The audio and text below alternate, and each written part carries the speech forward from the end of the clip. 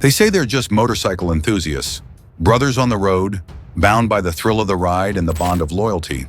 But law enforcement agencies across the world paint a darker picture. To many, the Hells Angels Motorcycle Club isn't just a group of bikers. It's an international criminal syndicate with a long, bloody legacy. From New York's East Village to rural Canada, from meth labs in California to gun-running routes in North Carolina, the story of the Hells Angels is one of drugs, violence, alliances with organized crime, and brutal war with rival gangs. This is the untold story of the Hells Angels' rise, reign, and ruthless rule in New York and beyond.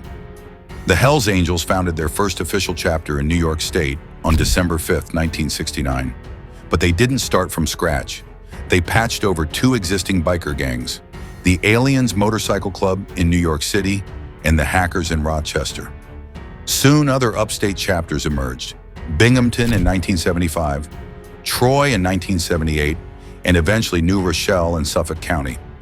The New York City charter quickly became one of the most powerful in the entire country, coordinating operations not only across the East Coast, but also with chapters in Canada and Europe. At the center of their power sat 77 East 3rd Street, a 6-story brick fortress in Manhattan's East Village. The first floor served as their clubhouse. The upper 5 floors? Residential units, mostly occupied by Angels. But beneath the surface of beer runs and motorcycle rallies lurked a criminal empire that would draw the attention of everyone from the NYPD to the FBI and even foreign governments. While the Angels insisted they were just a riding club, police records told a different story. Drug trafficking, gun smuggling, extortion, human trafficking, murder.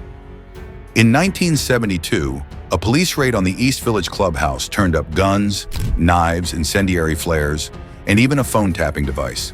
5 people were arrested, including senior member Vincent Big Vinny Girolamo and Anthony Morabito. The raid followed the robbery and assault of a young Puerto Rican man, one of many racially charged incidents the gang was linked to. 6 years later, in 1978, Girolamo was arrested again, this time for the murder of his girlfriend, who he allegedly threw from the clubhouse roof. He died before trial, after a fight with a member of the Oakland chapter. But that was just the beginning. On July 4, 1990, 14-year-old Angar Hussain, a Bengali immigrant, stood outside the Angels clubhouse during a block party. Fireworks lit the sky until an exploding steel garbage can sent shrapnel into his throat. He died the next day. 3 others were injured. Hells Angels members Anthony Morabito and John Tenuso were charged with second-degree murder. The club itself, registered as a non-profit called the Church of Angels, was indicted. One member was convicted of negligent homicide, the other was acquitted.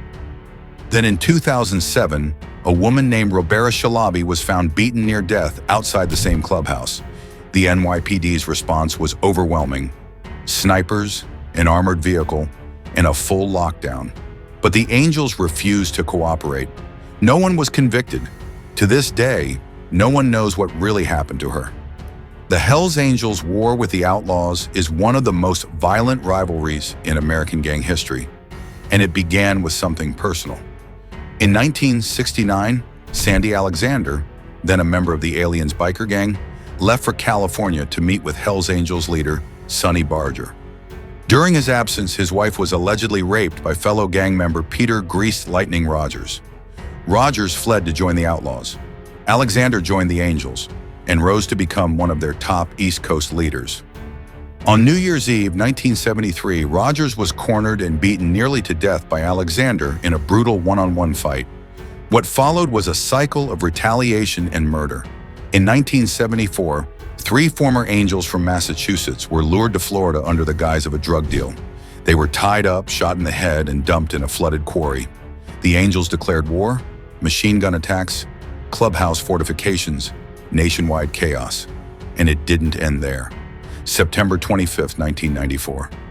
Lancaster National Speedway. A prearranged brawl erupts between the Angels and the outlaws. Guns, knives, bats. When the smoke cleared, 2 men were dead. Rochester chapter president Mad Mike Quall and Buffalo Outlaws leader Walter Wally Piesniak. 15 bikers were arrested. A .44 Magnum traced to former Rochester president Big Bob Harold led to murder charges, but Harold was acquitted. Still, the violence proved one thing. The Angels weren't just riding for fun. They were riding into war. While bullets flew in the streets, the Angels were quietly building a meth empire. Sandy Alexander, Vice President Howard Weisrow, and chemist Paul Casey created a full-fledged methamphetamine operation. Labs were set up in Staten Island and Connecticut. Chemicals sourced through Weisrow. Manufacturing by Casey. Distribution by chapter members. Soon they were the main meth suppliers for most of the East Coast. So lucrative was the business that the Angels created a meth board to manage production and profits across multiple chapters. The Mid-State and Troy chapters got their product directly from New York City. And it wasn't just drugs. Weapons flowed in from North Carolina. Surveillance systems monitored police movements. They even had a mole in the NYPD and reportedly a contact in the U.S. Attorney's Office in Albany. But every empire has a tipping point. In 1982, inmate Vernon Hartung flipped. Upon his release, he became an FBI informant. With the help of undercover agent Kevin Bonner, Operation Rough Rider was born. Bonner posed as a drug dealer looking to start a Baltimore chapter of the Angels. Over 26 months, he made drug deals with 11 Hells Angels chapters. On May 2, 1985, Rough Rider launched 1,000 law enforcement officers, 50 coordinated raids, 133 arrests. They seized Uzi submachine guns, rocket launchers, LSD, hashish, meth, and over $2.6 million worth of drugs. 34 arrests happened in New York alone. Top leaders, including Alexander, were convicted. He was sentenced to 16 years and released in 1993. Not all Angels stayed loyal. Frustrated by Alexander's limits on meth sales, a group led by Charles "Charming Chuck" Zito broke away in 1984 to form the Nomads chapter in Hudson Valley. They ran their own labs in Westchester and Putnam counties. But Zito too would fall. Arrested in Japan while working security for Bon Jovi, he was extradited and sentenced to 6 years. Other members faced even darker charges. Mid-State President Ronald Big Cheese Cheeseman was convicted of federal racketeering and of sexually abusing children on videotape.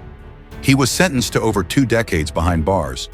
By the 2000s, the Angels in New York were no longer bulletproof. The FBI dismantled their meth ring in Western New York in 2010. Vice President James McCauley Jr. got 25 years.